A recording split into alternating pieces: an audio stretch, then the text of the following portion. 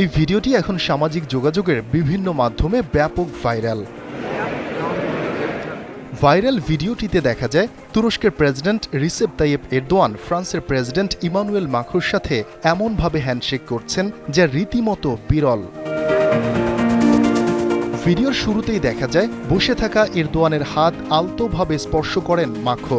এ সময় হঠাৎ ফরাসি প্রেসিডেন্টের একটি আঙুল ধরে ফেলেন তুর্কি প্রেসিডেন্ট এবং কিছুটা অন্যমনস্ক ভঙ্গিতে তাকিয়ে থাকেন তিনি, যেন সামনে কোনো উটকো ঝামেলা যা থেকে মুখ ফিরিয়ে রেখেছেন।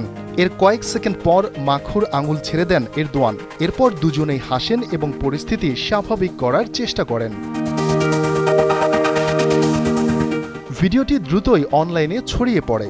এরপর এর পক্ষে বিপক্ষে শুরু হয় নানা তর্ক বিতর্ক।